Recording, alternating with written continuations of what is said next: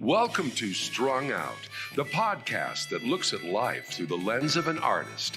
Your host is the artist, writer, and musician, Martin Lawrence McCormack. Now here's Marty. Hey everybody, welcome back to Strung Out, and I have with me James Weigel, and I'm so glad to have him here on Strung Out. We've been going back and forth trying to connect with each other. You're a busy musician. I think you were down in New Orleans. I was. And you work locally over at Flatts and Sharpe, teaching guitar, dobro, banjo, ukulele, bass, harmonica. And all. Capers approves. Capers, a wonder dog, is here. Always willing to tell him if he's out of tune or in tune. That's right. All right, Capers. Does he pass the inspection? I think so.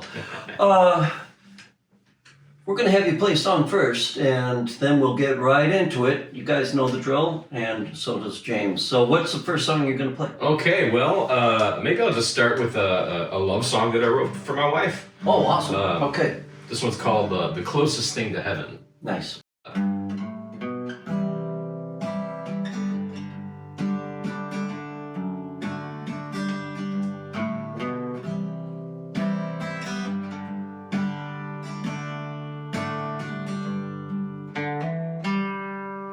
Lay your head down on my shoulder, put your body close to mine. The hour's getting later now, but we ain't marking time.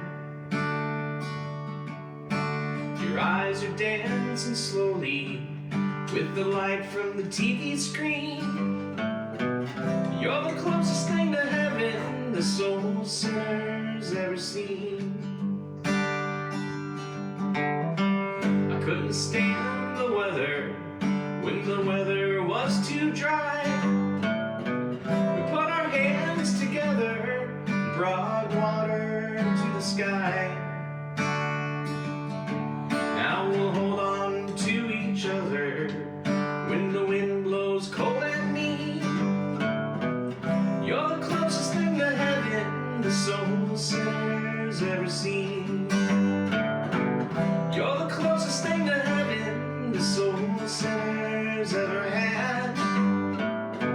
Your love brought salvation to a good heart turned bad.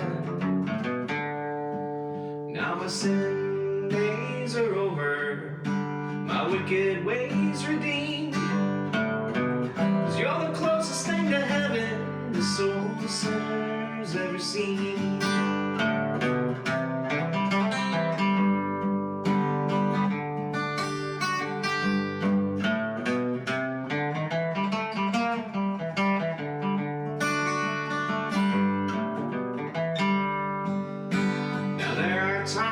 Stumble, and there are times we stand.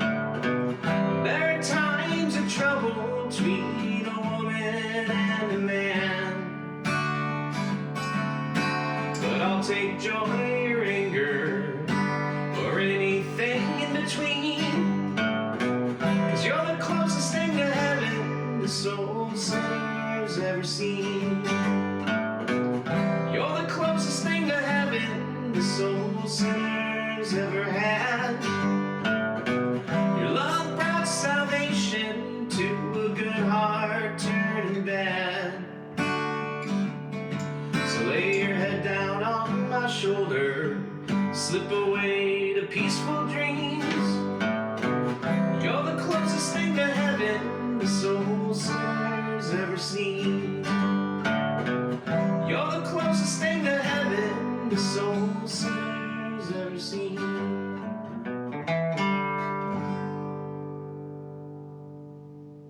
Great. Cool. Right. I love it. It's like a classical country redemption. Yeah. You know. Oh, it's a little early in the day to be singing too. Oh, hey, props to you guys. We had to start this a little earlier because James has to work down at Flatts and Sharpe. Yeah. And yeah, I mean, it's really almost barbaric to have anybody singing before noon. But you come from Peoria, and Peoria, of course, is the great Dan Fogelberg country. Yeah. And I always thought Fogelberg was a consummate and a very good musician, and really kind of underappreciated, I think, to some degree. Mm-hmm. You know, for what he was able to bring to the music scene. Of course, he was big during a time when the 70s and the 80s, when a lot of that ballad kind of music was popular, which is fantastic. So tell me about your growing up down there in Peoria. Well, I'm from a town called Metamora, which is yeah. about 20 miles outside of Peoria. Yeah. All right. Farm country. Beautiful. First job was detasseling corn, and worked in a restaurant as a dishwasher, and a lot of country music down there. Yeah. I spent 7 years of my life detasseling corn up in McHenry County in Woodstock. So that's where I grew up. There is something about being out in the country and picking up country music, of course. But did you ever get a sense like there was a kind of a regional vibe as far as the music down there? Was there, were you turned on to, how did you get into music? Well, my parents were both musicians. Okay.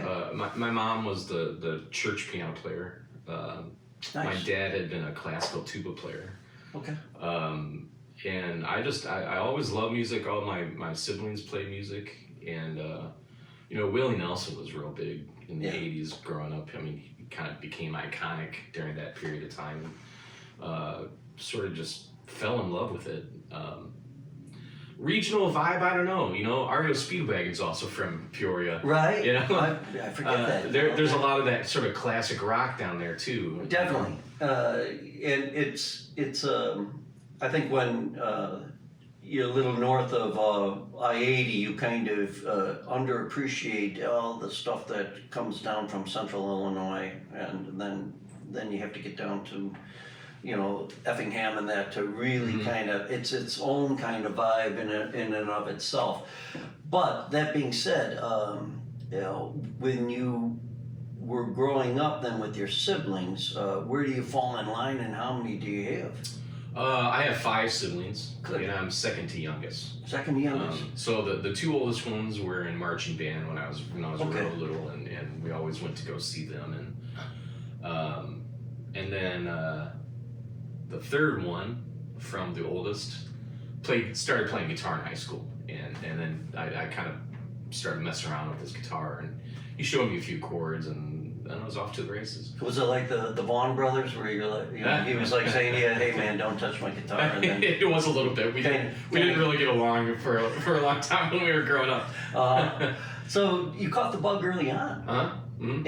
And when you, at what age were you when you kind of broke it to your parents and said, hey, listen, this is my path? I think I was probably in junior high when I was like, I want to play guitar. Cool. It was something about it. What it really was seeing B.B. King. I saw him on the Cosby Show, and then later on Married with Children, he did a little cameo, and I heard him play, and I was like, that is what I want to do. Yeah. So even though I play more country music, it was really B.B. King that did it for me. Well, Americana music, of course, takes a lot of influences, and so the blues is right at home too. Would you classify yourself as a country musician, or do you consider yourself, and not to pigeonhole you, I know you're a singer-songwriter, but if I'm to come out to see you and you have the band The Scattered Remains, right? Yeah, that was an old band. I Okay. mostly play solo now. Oh, good. All right. Sometimes I'll have a drummer or a bass player. But. I love minimalism is with Switchback. We pretty much work as a duo, and then we have a drummer in every port. It seems, that kind of thing. But what do you? If I was to ask you, what do you play? Well, I guess Americana would be really the umbrella term. I used to maybe use the word folk music, but that's got its own bad connotations. Yeah. Some of that 60s stuff. Right. The real cheesy kind of stuff. Sure. I think a lot of people think of that when they think folk music. Right. So I dislike that term now. I played a lot of bluegrass. In fact, my old bluegrass band is still around. They tour all over the place. What's that? The Henhouse Prowlers. Oh, the Henhouse Prowlers. Yeah. So they've been around for 20 years or so now. So what got you into doing the bluegrass thing? Oh, the bluegrass is like a bug. It's like a virus. You catch it, you just can't get rid of it. It was in my early 20s. Okay. But being down from Central Illinois, Alison Krauss is from Bloomington area, I believe. Again, another great example of just the talent that's down south of I-80 that we tend to not think about. The cultural significance coming out of Central Illinois. And did you ever go down toward St. Louis? Were you ever influenced from that part of? When I first started touring, we played a lot in St. Louis and made a lot of great friends down there. Now talk about country music; they love their country music down there. And they have their own Americana. They really do. Yeah. Yeah. In fact, I would say the musical scene is a little more cohesive. Mm-hmm. Wouldn't you say? Than up in Chicago? I think it's I'm not going to put words in your mouth, but I think over the years, the Chicago music scene is more like a mosaic. It sure is. I mean, it's hard to, and you think, oh, this is the one piece, and then you realize, oh no, there's a whole other thing. But what got you then up to Chicago? You met. You met Justin in college. Where did you go to college? We went to college down in North Central College. Okay. Over in the suburbs. Okay. So we were actually both pretty serious long distance runners. Naperville, right? Yeah. So you did cross country. Yep, cross country. All right. Another man after my own heart. I did cross country. In fact, you'd have to run down at Peoria. There was that Three Sisters Park.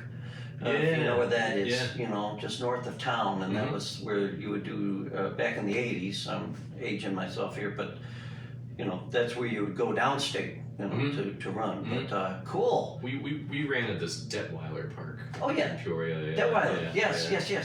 Yep. And so Detweiler. In fact, I stand corrected. It was Detweiler. Three Sisters, just a little north of there. Yeah. I think it's really cool setup. But so Detweiler, Yeah. So Justin and I moved up to Rogers Park after undergraduate. He was going to Loyola for philosophy. Okay. And I was going down to Columbia for a master's degree that I never finished.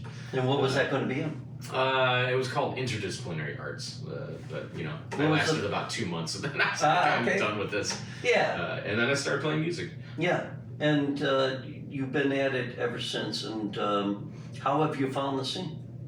It's been great. Henhouse Prowlers used to play every Tuesday night at the Red Line Tap over here, right behind the Heartland Cafe, and we had famous Red Line, a good little thing going for a long time. And then I had a kid, and we were traveling a little bit too much, so I left the band, and they just went on to do bigger and better things. Well, they've been around, but sometimes you have to make that jump. Mm-hmm.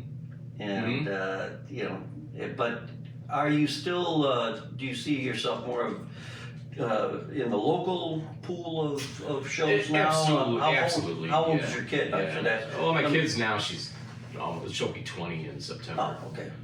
Back on the road for you, man. Yeah. I don't know. I can't. I'm kidding. It's been too long. Yeah.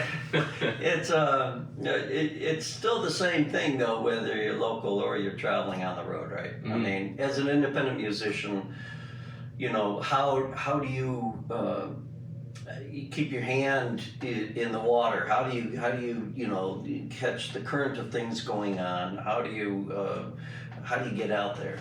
Well, I have to say I've been a bit removed for a long time. I just sort of settled down and became a father really, and I teach locally, and I've been happy with that. I mean, I'm saying I'm local, like, to this neighborhood. Right. I hardly leave Rogers Park. Well, Rogers Park is not a bad neighborhood. Yeah, it's a great one. As far as the arts are concerned. Absolutely. I wish the main stage was still here. That was one thing I was excited about moving into this area, was just that I was like, oh my God, it's like we got Fitzgerald's North here. Right. Yeah. Didn't There's really quite no turn out to- venues. No, there's No. no venues anymore. I mean, But these small bars, yeah. Carrie's on Devon, and play up at Randall's on Clark Street. And Well, tell me a little bit about that. Because a lot of the people that will be tuning into this are people that are wondering how they can be like you, living a life doing music. Mhm. Getting into these small bars, what are the pros and cons? Well, I discovered this when I was younger, and I was in bands where we were really trying to do something. And, Yeah. And then, we played a venue, say a Martyrs or something like that, and you're on like a 3-band bill, and you only play for 45 minutes, and you get all your friends to come out and pay cover, and then the beers are maybe kind of more expensive than they want to pay for, and then at the end of the night, you made like $8. Yes. Yeah. And then we started playing at the local bars, and like they would pay us $200. Right. And so it just seems more logical, and we got to play the whole night. And did they give you free beer? That's the question. Well, it depends on The first one's free, maybe. And then, Right. Yeah, it does make a lot of sense, though. Yeah. There is. The cons, though, you don't get the, I guess exposure. I hate that word, by the way, but nobody knows.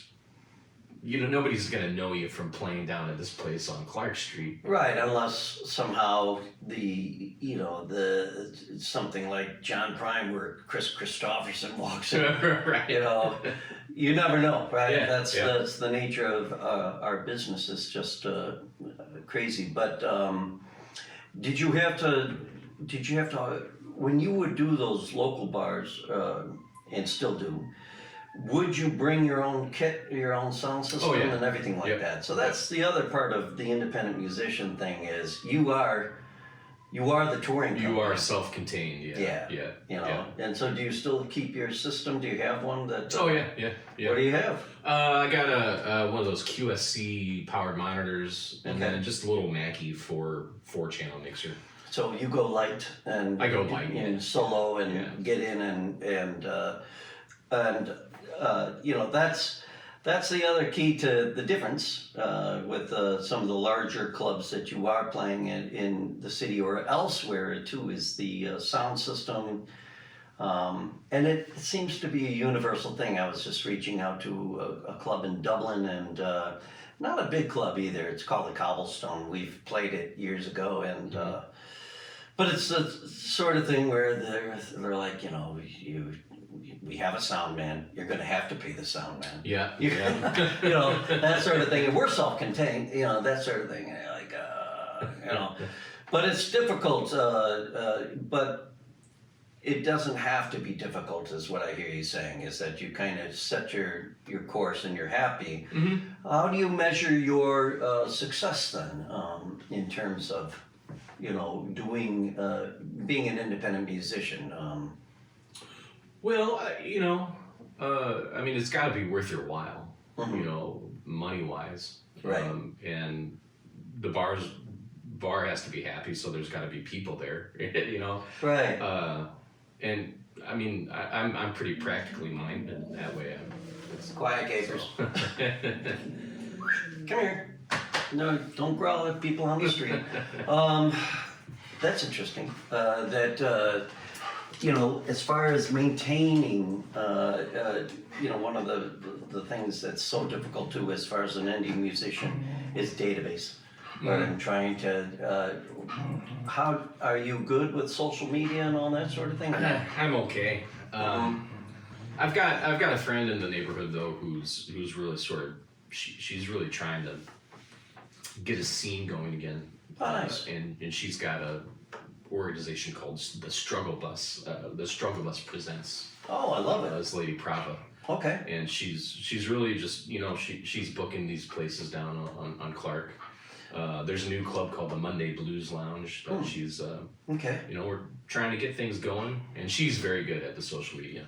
You have to be to some degree, and I think the younger people are probably better than, well, certainly better than me because I mean, I'm pre-VHS, so that's not good. But that being said, and you're working at Flatts and Sharpe's, and so that has its advantages too, because not only are you teaching, but now you have people coming in from the scene. Yeah. So how does that work for you?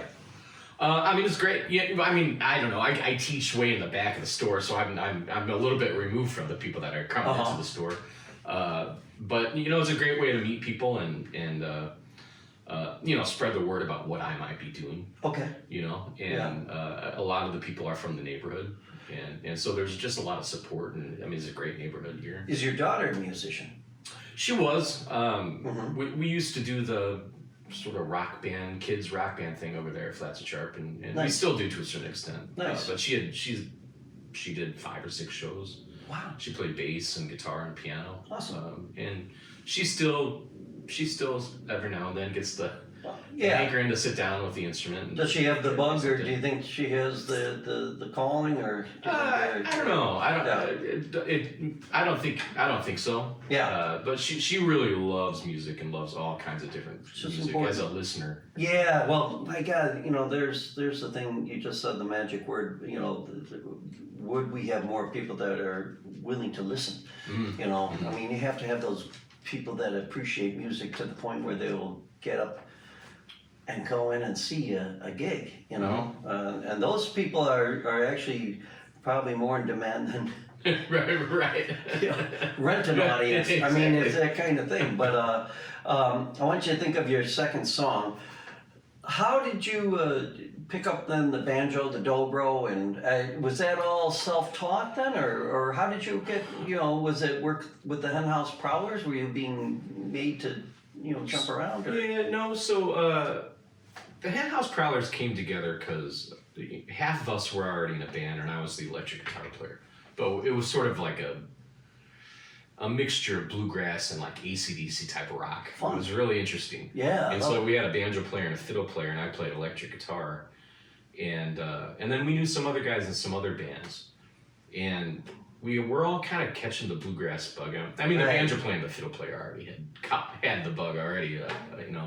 I was just catching the bluegrass bug, and we were sitting around one night and talking about we should get a traditional bluegrass band together. And one of the other guys was actually a better guitar player than I was, so he was going to be a guitar player. And I happened to have a dobro already because I was into blues guitar, and so I got one at some point, but I never played like this. Yeah. But anyway, I had the dobro, and I just kind of by default became the dobro player because I wrote songs. I was the guy that could write songs. And so and so we started playing every Tuesday, and when we first started playing, I didn't even know how to play the dobro. I learned on stage. I love it. That's great. Well, you look good though, right? Yeah. You look the part. Right. Yeah. The one Chicago bluegrass band, Special Consensus, was the one that I kind of knew off and on. Greg Cahill and those guys. But bluegrass is, of course, I started out in Irish music, so there is a healthy appreciation of what bluegrass does, and what differentiates bluegrass from everything besides acoustic instruments? What is it, do you think, in your mind that makes it work? It's been described as that high lonesome sound, right? And that's certainly part of it. High harmonies. It's fast, right? It's driving. It's sort of like rock and roll before rock and roll was invented, right? Kind of an adrenaline-driven thing. It really is it's. My wife hates the banjo. She calls banjo music chasing music. She feels like she's being in a car chase. In a car chase. Well, there's so many banjo jokes out there. That Mark Twain's definition of a gentleman is a person who can play banjo but doesn't. Right. And that's the 5-string That's the Clawhammer. 5-string. No, not clawhammer. 3-finger style. Okay, 3-finger style. Yeah, clawhammer's the older style. It's the older style. Okay, so what? And would clawhammer be on the 4th string then, or is No, that clawhammer different? would still Okay. be 5th string. Okay. 5 string. So like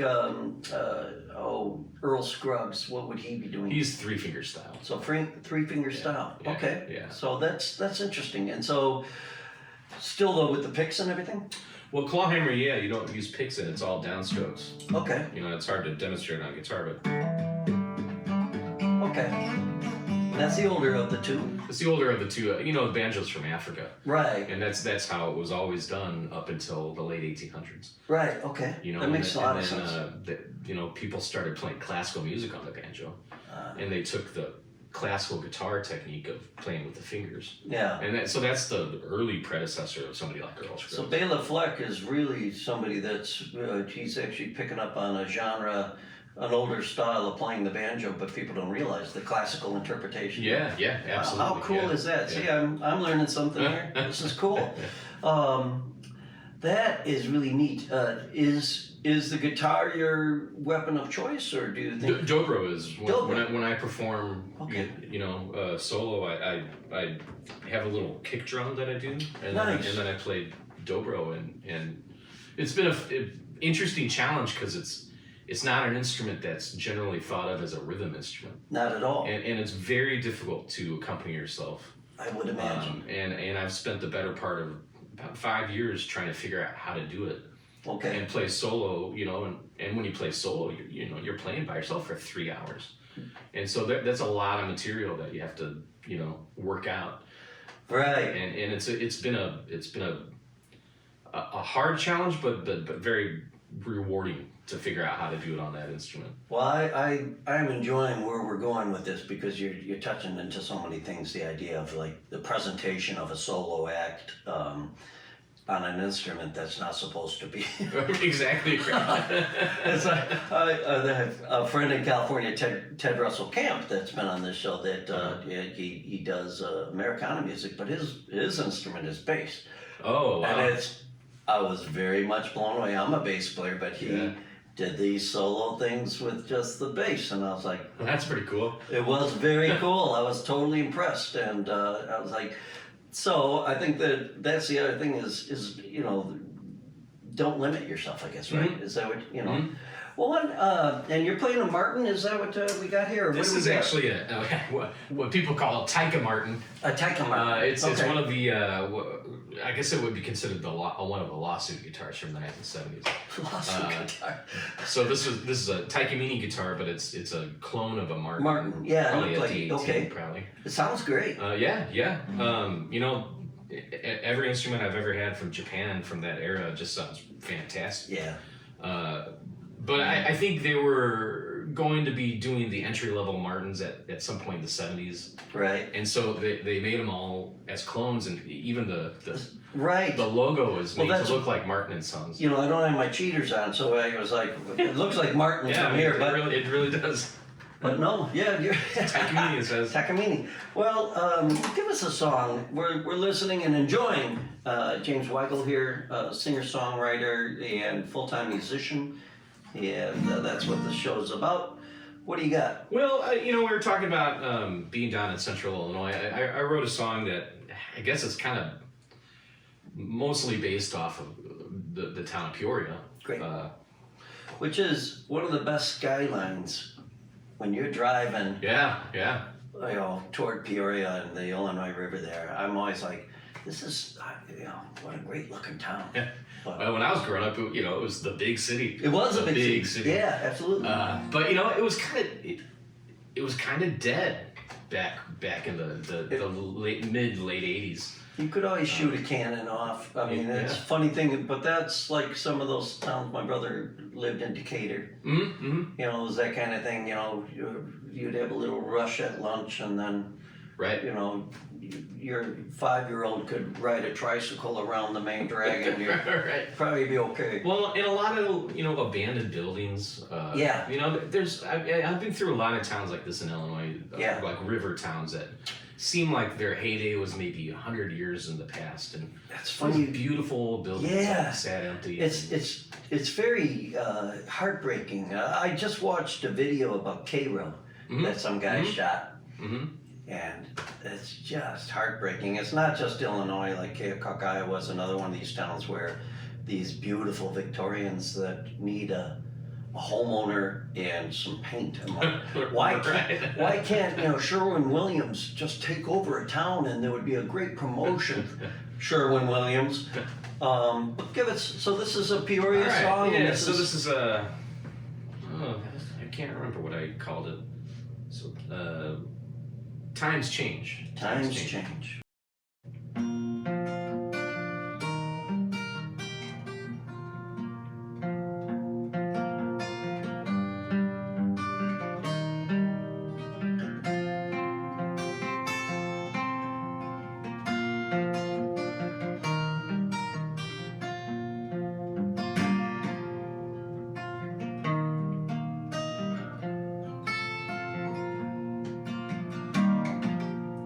So town was built by river and by rail.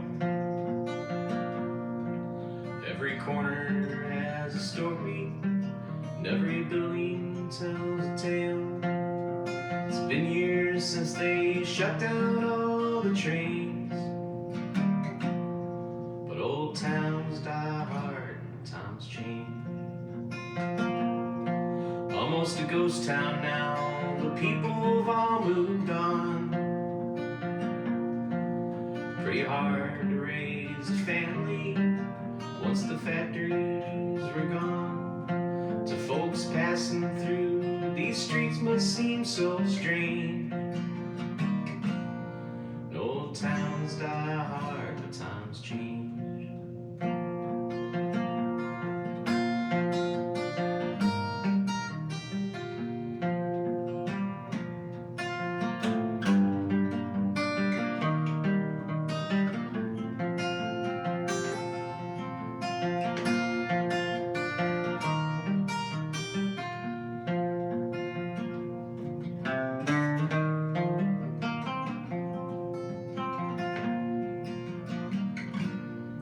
I came back here to see my town again, but there was nothing left to see, just garbage in the wind. And no one knows me, no one recalls my name. You can't hold on to nothing 'cause times change. You can't waste your time worrying time away, clinging to the past. You'll trade in your todays. You'll watch the world grow alien and strange. But old habits die hard and times change.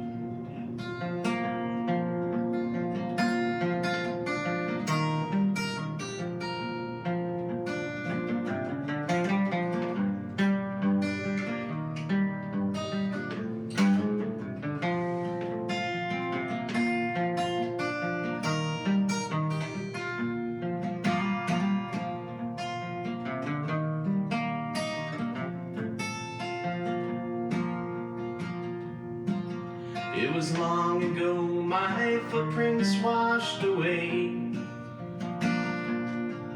These streets hold nothing for me. They're empty, cold, and gray.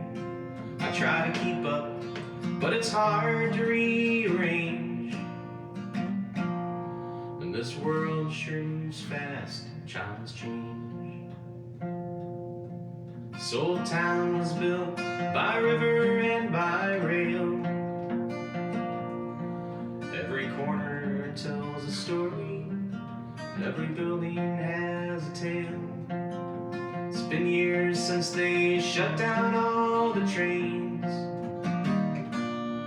but old towns die hard and times change. Old towns die hard, but times change.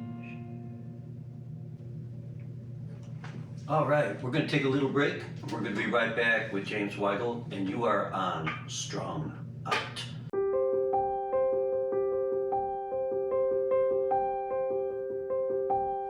Hello, subscribers, and welcome to Inside Views of Marty Fine Art, where people are talking about their collected works by artist Martin L. McCormack.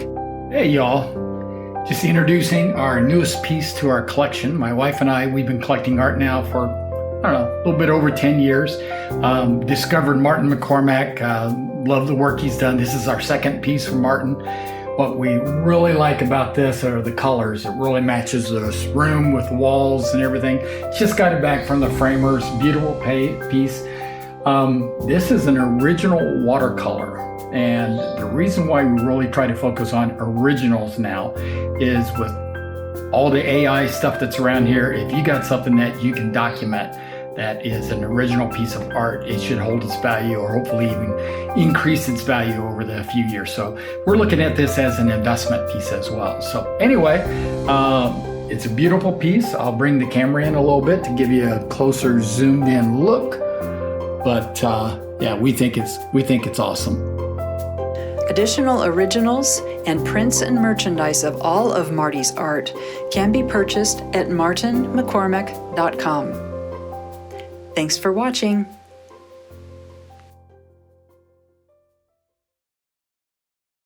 We're back with James Weigel, and wow, that is just one of those songs that's very, I don't want to, I'll just say it. It just reminds me of like something that John Prine would write.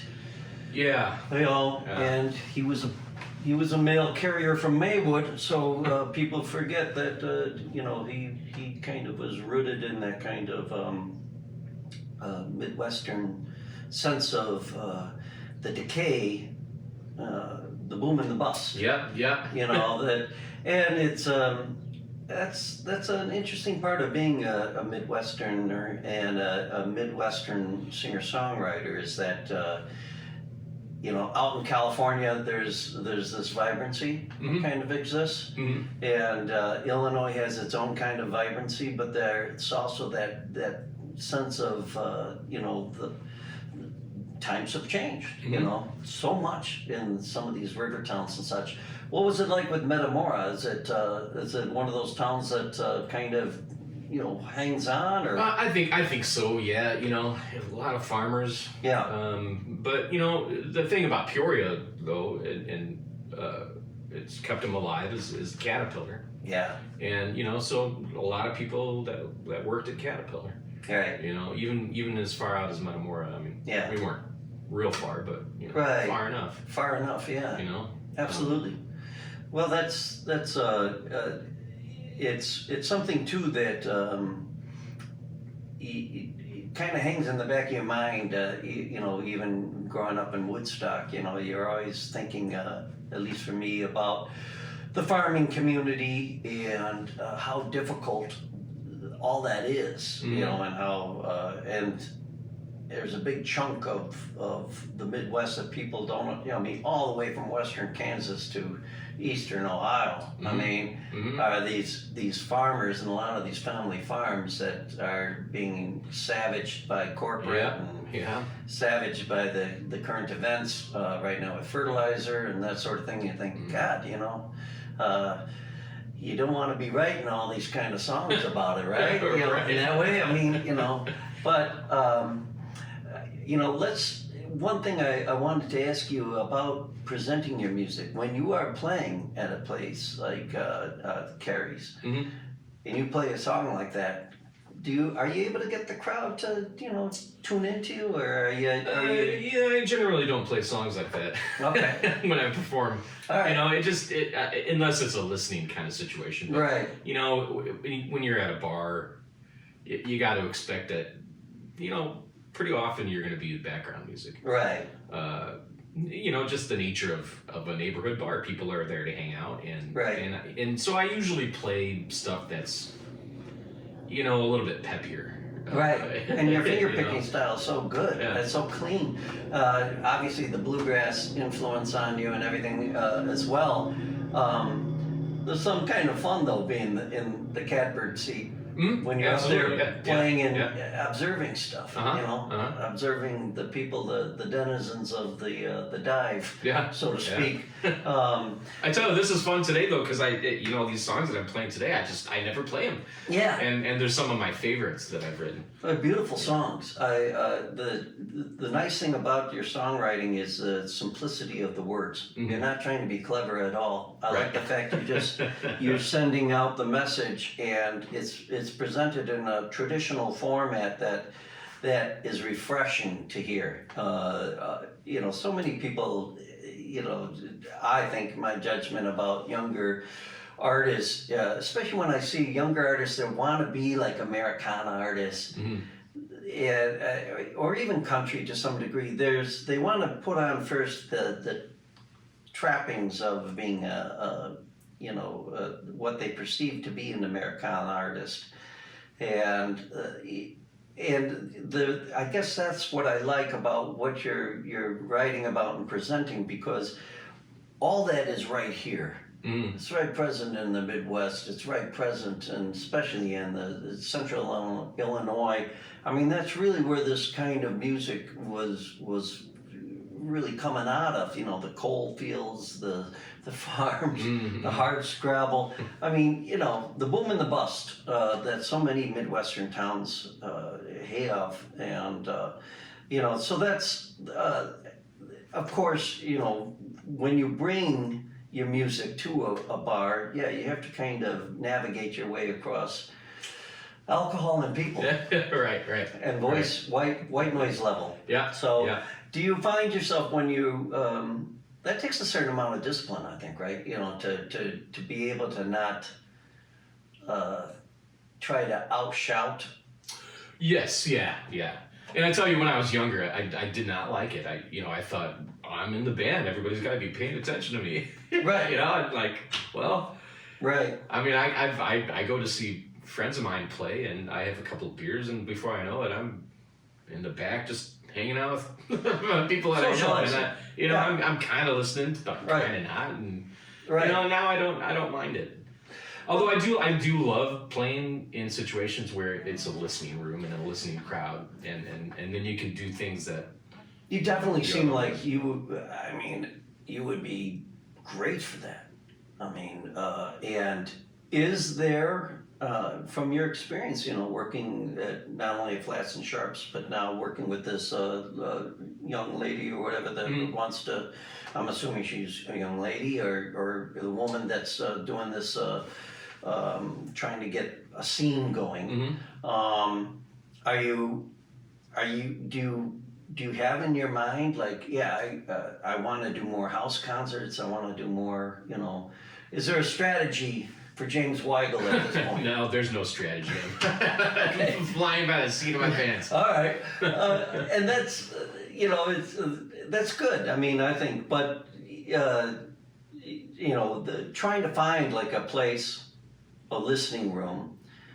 Do you create something like that? You can, and I have done house concerts, and that is actually it's really enjoyable to do those shows. You're in a place like this, and Right. there might be 20 people there might be 30, there might be 10, Right. and everybody's like listening to every word that you say. Right. Here comes the mailman, guys, and when that happens, Capers goes nuts. But let's see if Capers will just be calm today. This mail moment brought to you by Capers, the Wonder Dog. There you go, Capers. Thank you. She's a good dog. Gets a lot of music in her life. Well, where do you see yourself going from here? With you seem very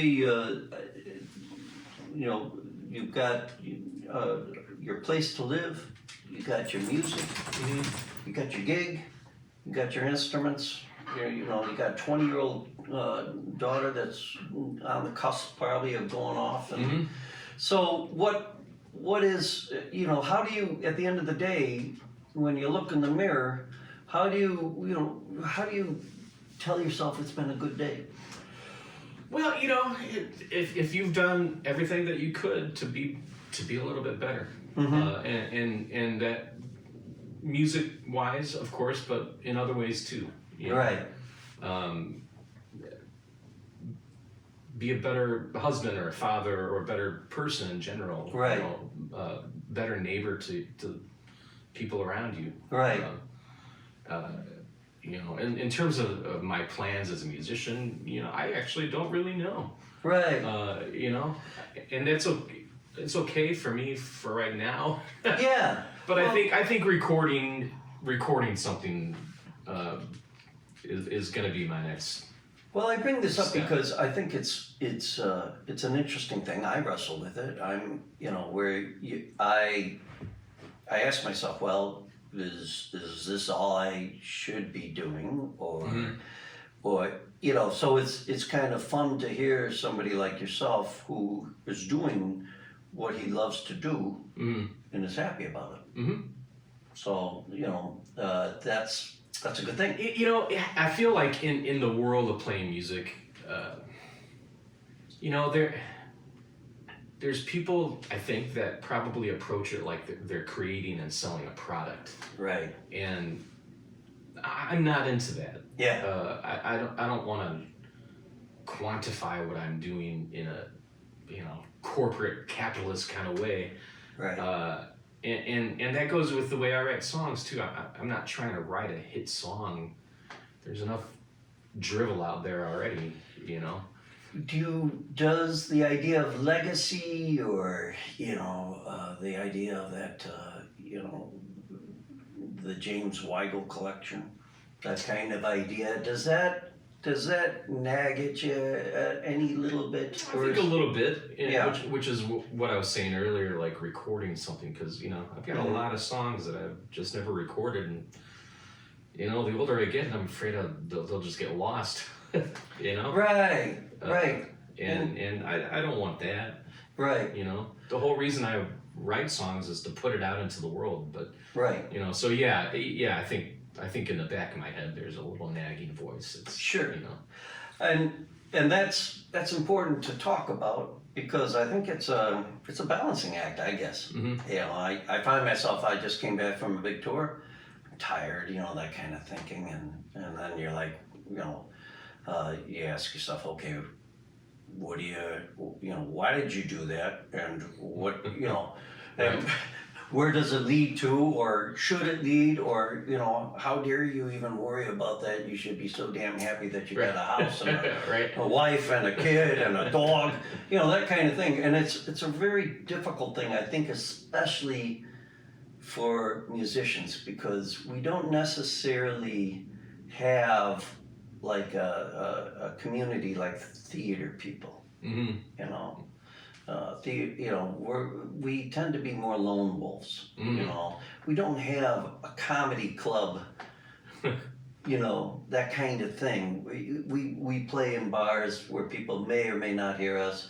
We might be, you know, at a listening room, but then you start pushing harder. Then you're getting into a weird commercial world, but you're still. That support group doesn't exist, right? Yeah. I mean, right, am I? You know, that's why I think I would love to interview that person that's trying to get that scene going. Yeah, yeah. What's her her name's Prava. Prava. Yeah. And I think, you know, something that I've been enjoying now that my kid is a little bit older is going out again and going to see other people, and I think that's how you create what you're talking about. Right. Is you show up and then they show up. Right. And just being supportive of one another, but you know, getting to know people and creating that scene. Mm-hmm. You know, creating a space where people want to come out and hang out. Yeah. And hang out with other musicians. Right. It's in this weird social media world where everybody has, you know, locked to their phone and growing I think a bone in the back of our heads are supposed to be growing longer because we're like this. Right. So important though to have that society, that social aspect of music, I think. But I would like you to play us out, and before you do that though, people can come and see. I'm putting up your websites where people can get a hold of you. But are you open for teaching lessons at Flatts and Sharpe? Oh, yeah, Your schedule absolutely. full? Is your dance card full, sir? Well, it's getting to the summer months, which is our slow time. Okay. Kids especially will take the summer off because there's a lot of traveling and things. So Right. So I've got a lot of open slots right now. Good. Yeah. Good. Yep. That's awesome. Well, we're going to have James play one more on this, and then the next broadcast, next interview, we're going to be talking about his. We get into the nitty gritty, how he goes about being creative, some of his tips and secrets of success for you people out there that are wanting to be musicians or think you are a musician, but you don't know where to take the leap. And I think that's an important thing.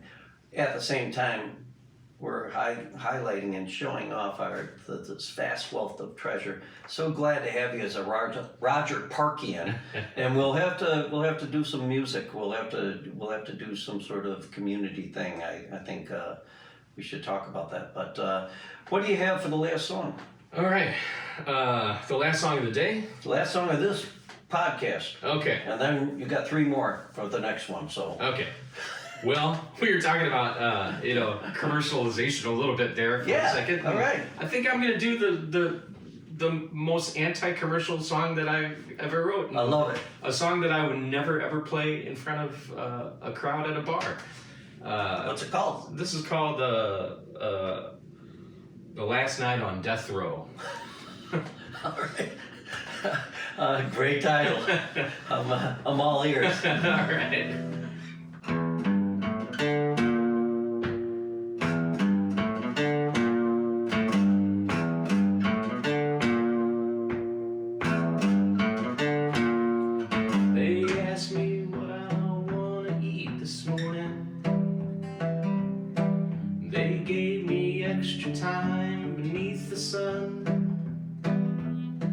They told me I could write some goodbye letters and promised to mail each and every one.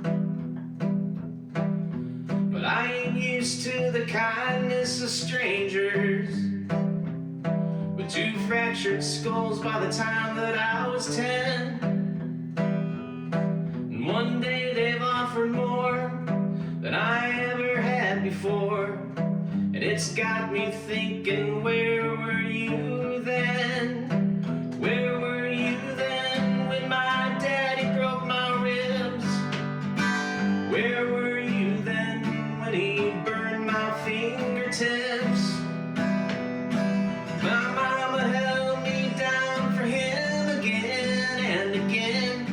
I just gotta know here at the end, if you cared so much for me, well, where were you then?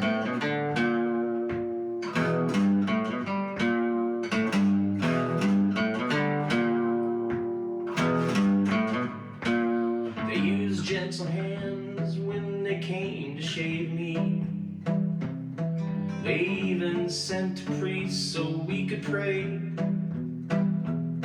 He told me my soul is worth saving. I'm just a lonely lamb who's been led astray. But the only folks I've ever known been demons, and me and God ain't never been friends. And if he is what they say, takes the pain of life away, well, it's got me wondering, where was he then? Where were you then when my daddy broke my ribs? Where were you then when he burned my fingertips? When mama held me down for him again and again, I just gotta know here at the end, if you cared so much for me, well, where were you then?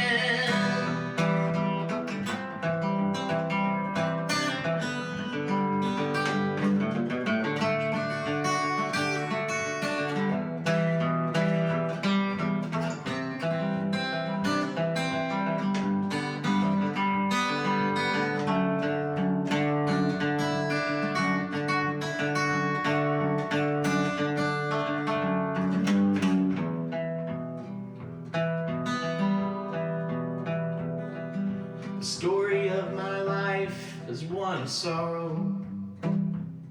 My grave will read the man that might have been, and I'll lay beside the thieves and the butchers, always too angry, drunk, or stoned to give a damn. I was just a child when I pulled that trigger, but they handed me the sentence of a man. And I suppose that I could have been somebody, but who I am, I guess, is who I am. Where were you then when my daddy broke my ribs? Where were you then when he burned my fingertips? And when mama held me down for him again and again, I just gotta know here at the end, if you cared so much for me, well, where were you then? Where were you then when my daddy split my head? Where were you then when he whipped me till I bled? And when mama tied me down for him again and again, I just gotta know here at the end, if you cared so much for me, well, where were you then?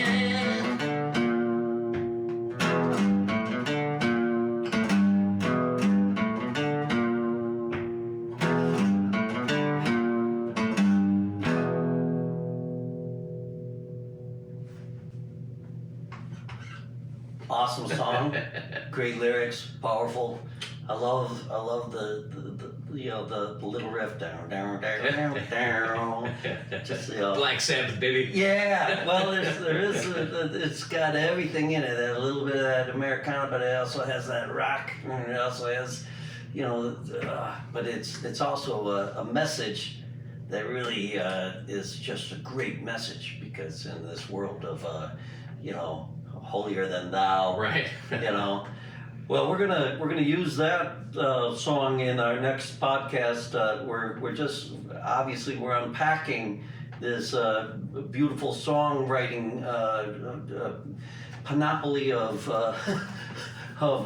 beautiful songs that this guy has. So don't go away. We got next week. Not next week, but the next interview will be all about the creative process here with James. And for now, we want to thank you for watching Strung Out, and we'll see you next time. Bye-bye. Thank you for listening. For more information about this show or a transcript, visit martinmccormack.com. While there, sign up for our newsletter. See you next time on Strung Out.